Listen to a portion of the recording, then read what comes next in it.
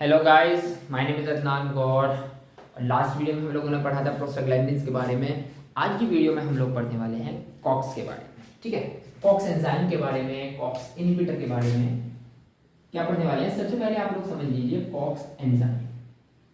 देखो, COX enzyme what is the full form of COX cyclooxygenase. What is the full form of COX cyclooxygenase. ठीक हो गई बात। अब mainly हमारे पास जो एंजाइम होते हैं कॉक्स, ये दो तरीके के होते हैं। कौन कौन से दो तरीके के होते हैं? एक होता है कॉक्स 1, एक होता है कॉक्स 2। ठीक हो गई बात। COX 1 and COX 2। एक कॉक्स 3 एंजाइम भी होते हैं जो हमारे ब्रेन के अंदर प्रेजेंट होते हैं ओनली। ठीक है ना, COX 3 enzyme present only in our brain. तो उसके बारे में हमें कुछ ज़्यादा पढ़ना नहीं है।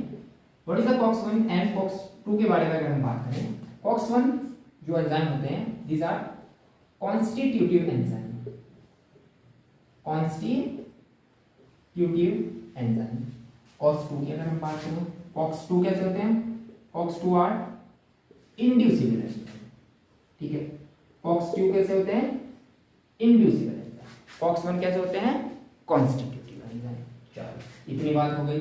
उसके बाद हम बात करते हैं कॉक्स 1 जो है, कॉक्स 1 हमारे पास कॉन्स्टिट्यूटिव एंजाइम हो गया। कॉक्स 2 कैसे हो गया? Inducible enzyme. इट कॉज, मतलब कॉक्स 1 है ना, कॉक्स 1 कॉज लिटिल इन्फ्लेमेशन, मतलब कि कम इन्फ्लेमेशन करते हैं। COX 1 cause little inflammation. और अगर कॉक्स 2 की बात करें, COX 2 mainly responsible for inflammation. ठीक हो गई बात। कॉक्स 2 की अगर हम बात करें, COX 2 mainly responsible for inflammation. ठीक हो गई बात। चलो, कॉक्स 1 के थर्ड पॉइंट की अगर हम बात करें, दे present at all places of the body, in the body, at all places inside. देखो, बॉडी के अंदर ये हर जगह प्रेजेंट होते हैं हमारे। कौन से? कॉक्स 1। अगर कॉक्स 2 की बात करें, कॉक्स 2 कहाँ प्रेजेंट होते हैं? कॉक्स 2 प्रेजेंट एट कौन कौन सी जगह? Mainly they present inside kidney, endothelium. और कहाँ प्रेजेंट होते हैं? और कहाँ प्रेजेंट होते हैं? और कहाँ प्रेजेंट होते हैं? सीमेंस। ठीक हो गया। कॉक्स 1 हर जगह प्रेजेंट होंगे, और कॉक्स 2 हमारे पास प्रेजेंट होते हैं कहां पर? Kidney, endothelium and CNS. ठीक है, इतनी बात क्लियर? इतना नोट किया। उसके बाद हम लोग पढ़ते हैं कॉक्स इनहिबिटर के बारे में।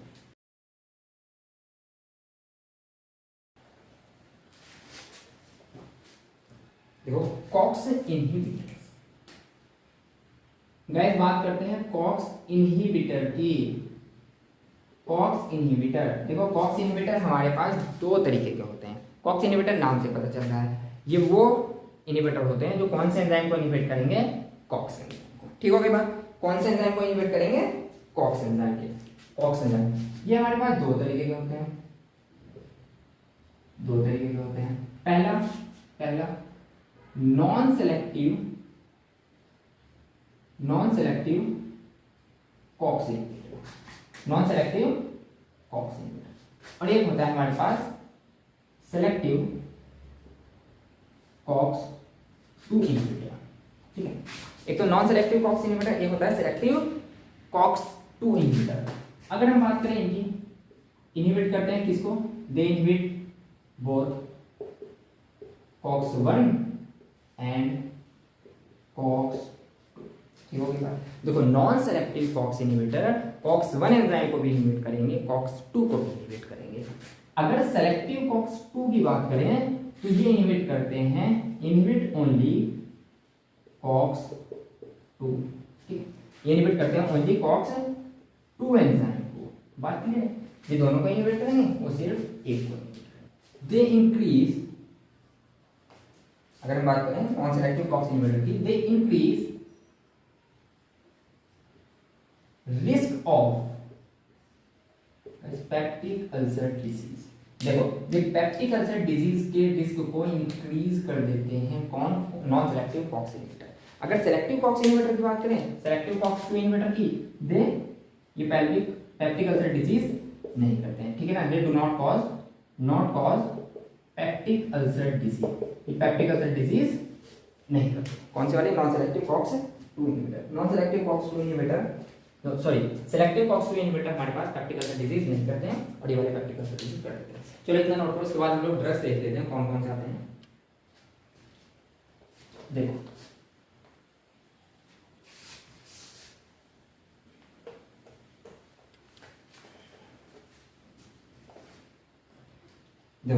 अब हम लोग देख लेते हैं ड्रग्स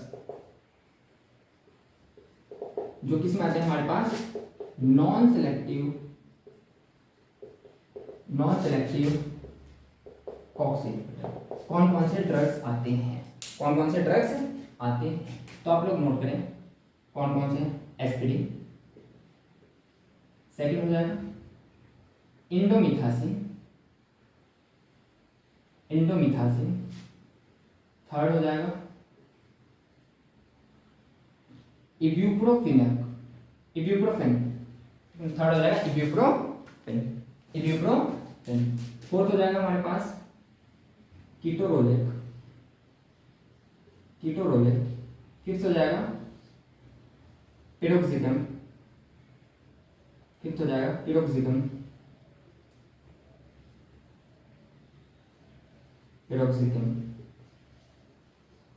ठीक है ना, कीटोरोलेक, पिरोक्सिकम। सिक्स हो जाएगा निमेसुलाइड, ठीक हो गई बात। इब्यूप्रोफेन, इंडोमिथासिन, एस्पिरिन, कीटोरोलेक, पिरोक्सिकम और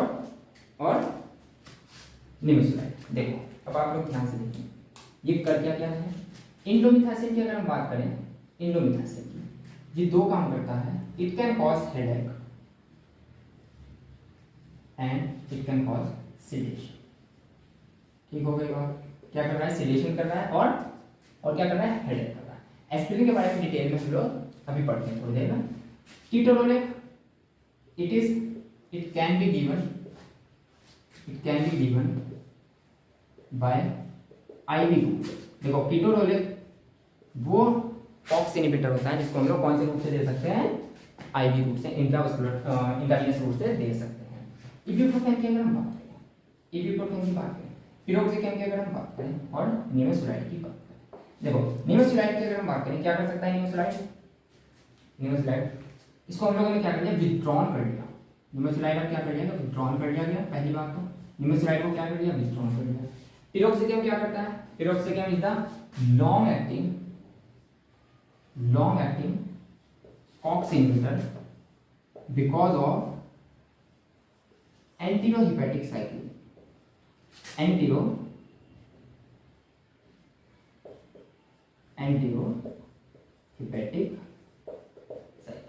देखो एंटीरोहिपैटिक साइकिल होने की वजह से जो हमारे पास पिरोक्सिकम है ये कैसा बन जाता है? लॉन्ग एक्टिंग, ठीक है ना, ये कैसा बन जाता है? Long acting. कौन बन जाता है long acting? Piroxicam, because of enterohepatic cycle. Nimesulide को विथड्रॉन कर लिया गया, कीटोरोलेक को आईवी फॉर्म से दे सकते हैं हम लोग। इब्यूप्रोफेन की अगर हम बात करें, ओनली एंटी इंफ्लेमेटरी ड्रग जो कि इसके अंदर अप्रूव्ड इन चिल्ड्रन, गाइस इसका क्या मतलब है? मतलब ये वो एंटी इंफ्लेमेटरी ड्रग है जिसको चिल्ड्रन के अंदर अप्रूव किया गया, ठीक है। और लास्ट एक और ड्रग यहाँ पे हो जाता है जिसको बोलते हैं हम लोग पीसीएम और एसिटामाइनोफेन,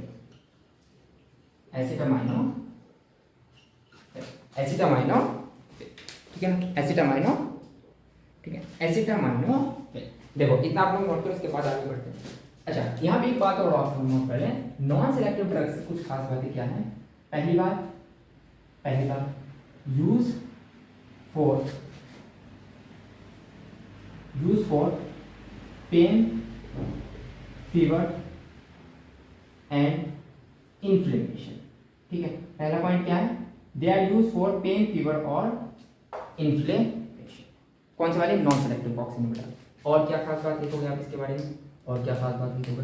पहला पॉइंट तो ये हो गया, सेकंड बात आप इसके बारे में लिखेंगे, it can cause peptic ulcer disease, ठीक है ना, it can cause peptic ulcer disease and it can cause nephrotoxicity, it can cause nephrotoxicity. कौन कौन कर सकते हैं nephrotoxicity? Non selective COX inhibitor, they can cause nephrotoxicity. चलो इतना नोट करो, इसके बाद आगे बढ़ते हैं।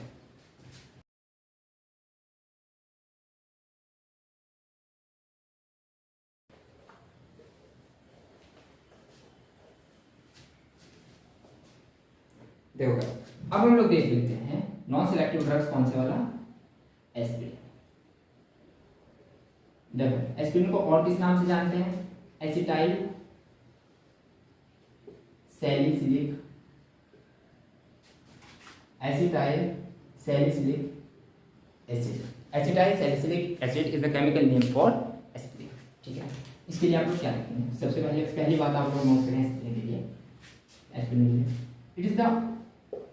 it is the irreversible, भाई कौन सा? it is the irreversible COX inhibitor, पहली बार it is the irreversible COX inhibitor, so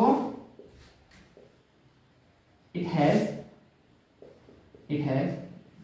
anti-inflammatory action, so it has anti-platelet action, it has anti-platelet action. चलो ये बात हो गई, ठीक है ना। क्या लिखा हमने? It is the irreversible COX inhibitor, therefore it has anti platelet action. It can cause, मतलब aspirin can cause Reye's syndrome, Reye's syndrome. What is Reye's syndrome? Reye's syndrome में क्या हो जाता है? लीवर फेलियर हो जाता है, या लीवर हम लोग बोल सकते हैं लीवर डैमेज हो जाता है। तो इट कैन कॉज क्या? It can cause Reye's syndrome, it can cause Reye's syndrome. Third point हम लोग इसके बारे में लिखेंगे, इट कैन कॉज, मतलब aspirin can cause hyper uricaemia,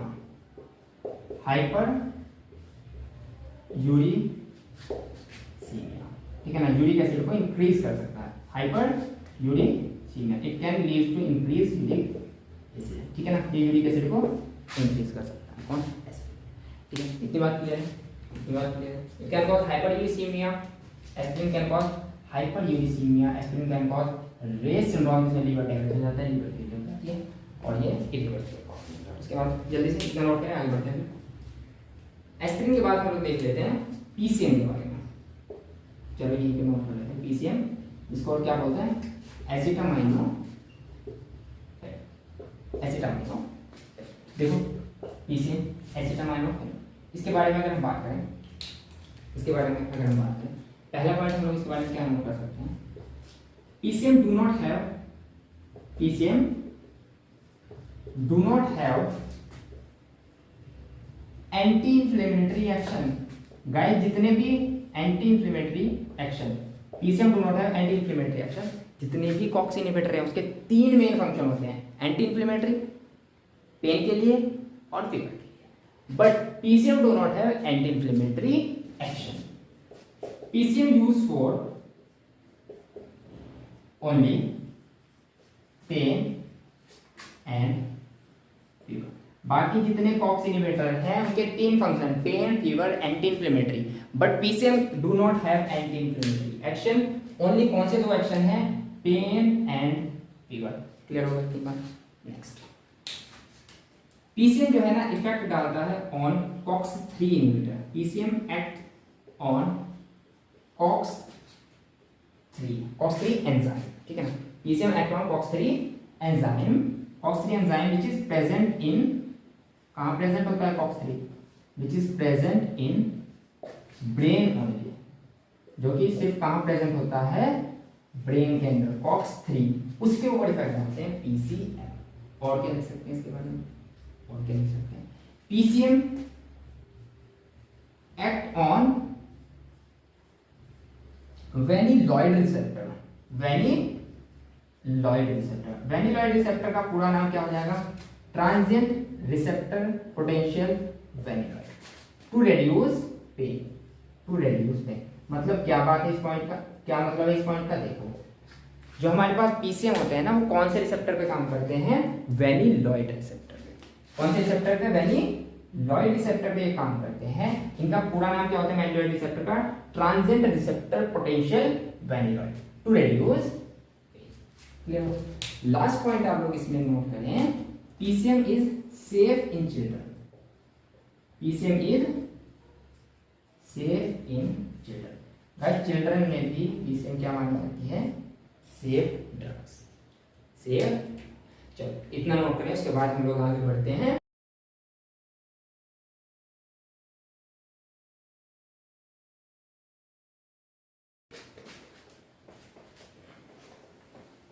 देखो अब हम लोग देख लेते हैं preferential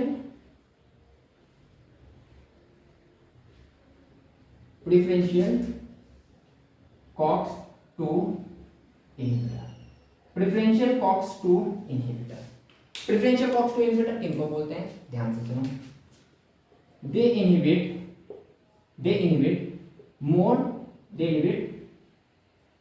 COX 2। They inhibit COX 2 more than COX 1। More than COX 1 मतलब क्या हुआ? देखो प्रेफरेंशियल कॉक्स 2 इनहिबिटर भी कॉक्स 1 को भी इनहिबिट करेंगे, कॉक्स 2 को भी इनहिबिट करेंगे, बट कॉक्स 2 को ज्यादा इनहिबिट करेंगे। ठीक है ना? Inhibit COX 2 more than COX 1, उनको बोलते हैं प्रेफरेंशियल कॉक्स 2 इनहिबिटर। अगर बात करें दे वर्क एग्जैक्टली सेम, किन की तरह काम करेंगे? Like non selective COX inhibitor. ये बिल्कुल किन की तरह काम करते हैं? नॉन सेलेक्टिव कॉक्स इनहिबिटर की तरह काम करते हैं। ठीक है। थर्ड पॉइंट आपको इसमें नोट करें, ड्रग्स कौन कौन से आ जाएंगे? ड्रग्स इसमें कौन कौन से आ जाएंगे उसको आप लोग ट्रिक से याद कर सकते हैं। एक उस ट्रिक को बोलते हैं डीमैन। ऐसे कोई खास नहीं है, मतलब डीमैन के नाम से आप लोग इसको याद कर। डीमैन में कौन कौन से ड्रग आ जाएंगे? देखिए डी एम ई एन। देखो डीमैन, डी से जाएगा डिक्लोफिनेक एंड एसिक्लोफिनेक भी इसी में आ जाएगा, एसिक्लोफिनेक। ठीक है ना? Diclofenac, aceclofenac. एम से आ जाएगा मिलोक्सिकम। ई से आ जाएगा इटोडोलेक। एन से आ जाएगा नाब्रुमेटोन। ठीक है? Diclofenac, aceclofenac, मिलोक्सिकम, इटोडोलेक and नाब्रुमेटोन। चलो इतना नोट करें, उसके बाद हम लोग पढ़ते हैं सेलेक्टिव कॉक्स 2 इनहिबिटर।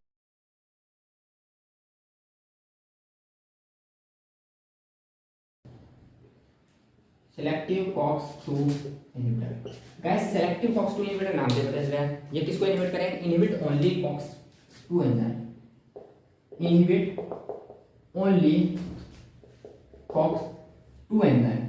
ये सिर्फ कॉक्स 2 को इनहिबिट करेंगे। गाइस ड्रग्स कौन कौन से आ जाएंगे? ध्यान से देखें आप लोग, ड्रग्स कौन कौन से आ जाएंगे? ध्यान से देखें,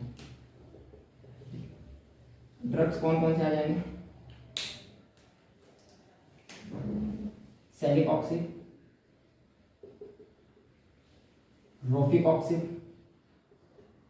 कॉक्सिब वाले ड्रग आ जाएंगे इसमें, वाल्डिकॉक्सिब,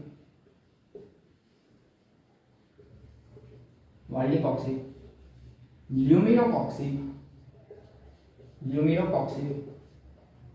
और क्या लिख सकते हैं? पेरिकॉक्सिब। ठीक है? पेरिकॉक्सिब। चलो देखो और क्या लिख सकते हैं इसमें? तो इतने बारे में आप लोग सुने। रेफिकॉक्सिब, वाल्डिकॉक्सिब, अगर हम इन दोनों की बात करें, इन दोनों को विथड्रॉन कर दिया गया, अब इनका यूज नहीं किया जाता, तो शायद कुछ साइड इफेक्ट होंगे। रोफिकॉक्सिब, वाल्डिकॉक्सिब को क्या कर दिया गया? विथड्रॉन कर दिया। देखो ल्यूमिनोकॉक्सिब साइड इफेक्ट क्या है इसका? Liver toxicity. साइड इफेक्ट क्या है इसका? Liver toxicity. जब लीवर टॉक्सिसिटी कर रहा है तो इसको भी विथड्रॉन कर दिया गया। ल्यूमिनोकॉक्सिब को भी क्या कर दिया गया? विथड्रॉन कर दिया गया। इसको आप लोग ऐसे याद कर लें, ल्यूमिनोकॉक्सिब में भी एल है और लीवर टॉक्सिसिटी है। ठीक है? ल्यूमिनोकॉक्सिब पेरिकॉक्सिल की अगर हम बात करें, पेरिकॉक्सिल को हम लोग किस रूट से देते हैं, गिवन बाय पेरेंट्रल रूट। इसको कौन से रूट से दिया जाता है, पेरेंट्रल रूट। पेरेंट्रल रूट में भी कौन सा, बाय इंजेक्शन। इसको किस फॉर्म से दिया जाता है, बाय इंजेक्शन। किसको, पेरिकॉक्सिल को। इसको आप लोग ऐसे याद कर लें, यहां पर भी पी है पेरिकॉक्सिल और गिवन बाय पेरेंट्रल। चलो इतना नोट करें आप लोग। ड्रग्स जो कि सिलेक्टिव कॉक्स-2 इनहिबिटर में आते हैं, कौन कौन से होते हैं हमारे पास, सेलिकॉक्सिल, रोफिकॉक्सिल, वाल्डिकॉक्सिल, ह्यूमेरोकॉक्सिल एंड पेरिकॉक्सिल। एक ड्रग और आप इसमें नोट कर लें लास्ट, एटोरिकॉक्सिल। एटोरिकॉक्सिल की अगर हम बात करें, it is the longest acting COX-2 inhibitor. Longest acting COX-2 inhibitor. Longest acting COX-2 inhibitor अगर पूछें तो कौन सा होता है, एटोरिकॉक्सिल। चलिए नोट हो गया। अच्छा, इसमें आप लोग एक बात और नोट कर लें यहाँ पे, अगर हम बात करें कॉक्स-2 इनहिबिटर, कौन से वाले, सिलेक्टिव। इनकी खास बात क्या है, पहली बात, ये पेप्टिक अल्सर डिजीज नहीं करते हैं, दे do not cause peptic ulcer disease. Non selective वाले पेप्टिक अल्सर डिजीज कर रहे हैं। सेकेंड पॉइंट, ये मायोकार्डियल इंफेक्शन कर सकते हैं। Third, they can cause stroke. ये क्या कर सकते हैं, स्ट्रोक कर सकते हैं। एंड व्हाट इज स्ट्रोक, मतलब ये क्या कर सकते हैं, स्ट्रोक मतलब थ्रोम्बोटिक डिसऑर्डर। गाइस ये क्या कर सकते हैं, थ्रोम्बोटिक डिसऑर्डर, मतलब ये थ्रोम्बोसिस वगैरह कर सकते हैं। कौन, सेलेक्टिव कॉक्स-2 इनहिबिटर। तो इनको हम लोग मेनली तब यूज करते हैं when we are not able to use non selective COX inhibitor. जब नॉन सेलेक्टिव कॉक्स को हम लोग यूज नहीं कर सकते, ओनली उस कंडीशन में हम लोग सेलेक्टिव कॉक्स-2 को यूज करते हैं। ठीक है, क्योंकि इसके साइड इफेक्ट ज्यादा है, मायोकार्डियल इंफेक्शन कर सकता है और थ्रोम्बोटिक डिसऑर्डर। चलिए इतना नोट कर लें।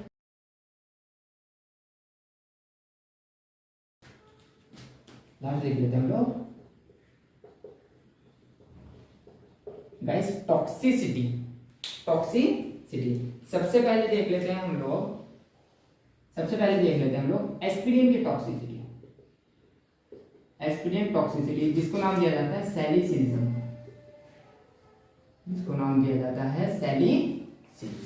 क्या होता है एस्पिरिन की टॉक्सिसिटी में, देखें आप लोग। एस्पिरिन की टॉक्सिसिटी में क्या होता है, इसको बोलते हैं सैलिसिलिज्म। देखो, एस्पिरिन की टॉक्सिसिटी अगर हम बात करें, it will lead to respiratory centre, increase कर देती है रेस्पिरेटरी सेंटर को, चलो भाई, रेस्पिरेटरी सेंटर इंक्रीज हो गया, मतलब रेस्पिरेशन इंक्रीज हो गया। जब रेस्पिरेशन इंक्रीज हो गया तो CO2 बाहर बॉडी के ज्यादा निकलेगी। CO2 ज्यादा निकलेगी तो बॉडी के अंदर क्या हो जाएगा, अल्कोहोल। और रेस्पिरेशन की वजह से हो रहा है तो उसको क्या नाम देंगे हम लोग, respiratory alcohol. It will lead to respiratory alcohol. ठीक है ना, रेस्पिरेटरी अल्कोहोल। चलो रेस्पिरेटरी अल्कोहोल हो गया, CO2 मूव आउटसाइड बॉडी। ठीक है, चलो रेस्पिरेटरी अल्कोहोलिसिस अगर हम बात करें, रेस्पिरेटरी अल्कोहोलिसिस के क्या क्या साइड इफेक्ट हो जाएंगे, रेस्पिरेटरी अल्कोहोलिसिस की वजह से इट विल लीड टू कौन कौन से, टिनिटस, हेडेक कर देगा, headache, blood vision,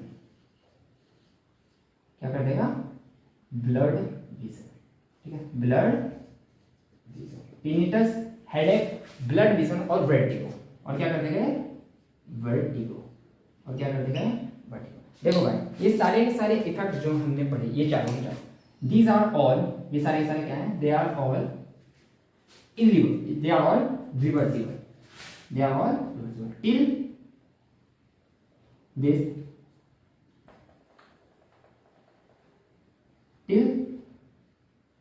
this disorder या फिर दिस इफेक्ट, अगर हम बात करें इन इफेक्ट तक, till this effect, toxicity will be कैसी होगी, रिवर्सिबल। गाइस यहां तक टॉक्सिसिटी कैसी कहलाएगी हमारी, रिवर्सिबल। ठीक है ना, टॉक्सिसिटी कैसी होगी, रिवर्सिबल। टॉक्सिसिटी कैसी होगी यहां तक, रिवर्सिबल। इफ, इसके बाद हम लोग अगर नोट करें, if aspirin still not stop. अगर एस्पिरिन को देना अभी भी बंद नहीं किया गया तो क्या हो जाएगा, respiratory alkalosis will convert into metabolic acidosis, it will lead to metabolic acidosis. Metabolic acidosis this is irreversible, this is irreversible. Clear हुई बात, क्लियर हुई बात। टिल दिस इफेक्ट टॉक्सिसिटी कैसे होती है, रिवर्सिबल, और इसका नाम दिया जाता है सैलिसिलिज्म, सैलिसिलिज्म। क्लियर होगी बात। अगर एस्पिरिन को अभी भी नहीं रोका गया तो क्या हो जाएगा, मेटाबॉलिक एसिडोसिस। ये कंडीशन कैसी बन जाएगी हमारे पास, इरिवर्सिबल। और नोट पॉइंट आप लोग एक नोट करें, क्या है note point, there is no antidote, no antidote for aspirin. देखो एस्पिरिन के लिए कोई एंटीडोट नहीं है, there is no antidote for aspirin. ठीक, क्लियर होगी बात, इतनी बात नोट करें आप लोग।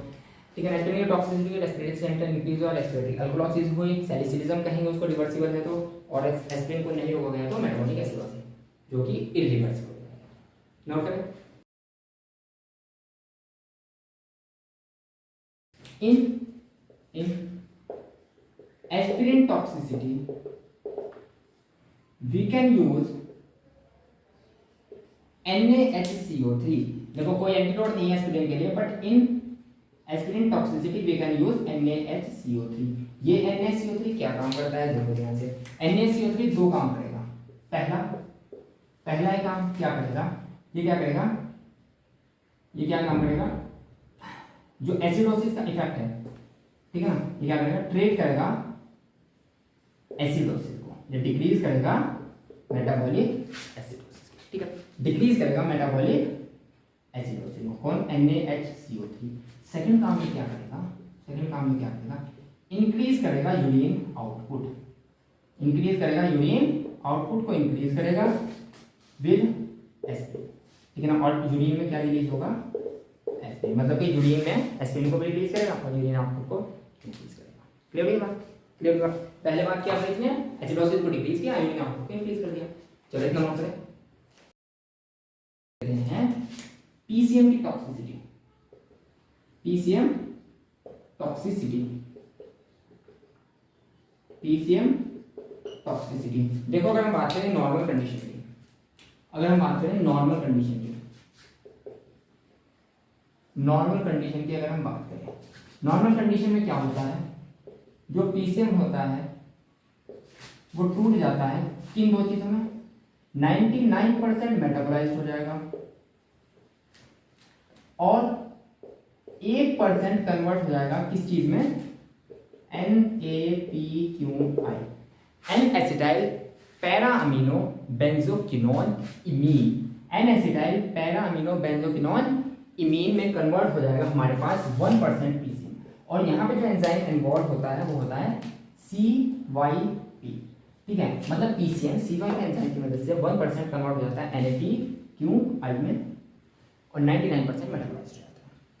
अच्छा, अगर पीसीएम की टॉक्सिसिटी हो जाए, इन पीसीएम टॉक्सिसिटी, देखो अगर पीसीएम की टॉक्सिसिटी हो गई तो क्या होगा, ध्यान से देखा आप लोग, अगर पीसीएम की टॉक्सिसिटी हो गई तो क्या होगा, तो ये जो पीसीएम है ना, ये 90% तो मेटाबोलाइज हो जाएगा और 10% कन्वर्ट हो जाएगा NaPQI में। देखो बात, N acetyl para amino benzoquinone कितना बनेगा, 10% बनेगा इस कंडीशन में। कौन सा एंजाइम इन्वॉल्व होगा, CYP। अच्छा चलो, NaPQI हो गया, ये बन गया। NaPQI यूज करता है, NaPQI यूज करता है sulphydryl group, sulphydryl group, ठीक है ना, एसएच ग्रुप को ये यूज करता है, सल्फा हाइड्रिल ग्रुप को यूज करता है कौन, NaPQI।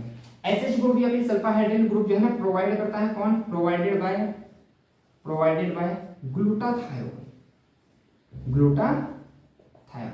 What is glutathione, what is glutathione, glutathione क्या होता है, glutathione is a tripeptide. What is glutathione, is a guys tripeptide, मतलब 3 अमाइनो एसिड से मिलकर बनता है। वो कौन कौन सी 3 अमाइनो एसिड है जिससे हमारे पास ग्लूटाथायोन बनता है, कौन कौन सी है, ग्लाइसिन, ग्लूटाथायोन नहीं sorry, glutamic acid and cysteine,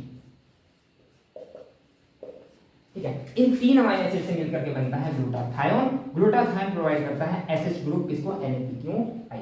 and glutathione कहां से आती है, ग्लूटाथायोन की अगर हम बात करें कम्स फ्रॉम लीवर। क्लियर हो रही बात, ग्लूटाथायोन कहां से आती है, लीवर से, और ये एसिड ग्रुप प्रोवाइड करती है किसको, NH3। क्लियर हो रही है। अगर हम बात करें एंटीडोट की, antidote for PCM toxicity, PCM की टॉक्सिसिटी के लिए हमारे पास एंटीडोट क्या हो जाएगा, पीसीएम की टॉक्सिसिटी के लिए हमारे पास एंटीडोट होता है कौन, N acetyl cysteine, N acetyl cysteine, N acetyl cysteine. N-acetyl cysteine is the antidote for PCM toxicity, but there is no any kind of antidote for aspirin toxicity. Clear हो रही बात। और PCM की toxicity कैसे हो सकती है, PCM की टॉक्सिसिटी 3 कंडीशन में हो सकती है, या तो एक्सीडेंटल PCM ज़्यादा हो जाए बॉडी के अंदर, PCM ड्रग्स ही ज़्यादा ले लिया गया, या फिर क्रॉनिक लिवर फेलियर, या फिर क्रॉनिक लिवर डैमेज के केस में, या फिर क्रॉनिक एल्कोहलिज्म के केस में, ठीक है। ये 3 कंडीशन है जिसमें PCM टॉक्सिसिटी हो सकती है। तो गाइस हमने सारे पॉइंट्स बहुत अच्छे से पढ़े हैं। नेक्स्ट वीडियो में हम लोग मिलते हैं, तब तक के लिए आप लोग पढ़ाई करते रहें। Thank you.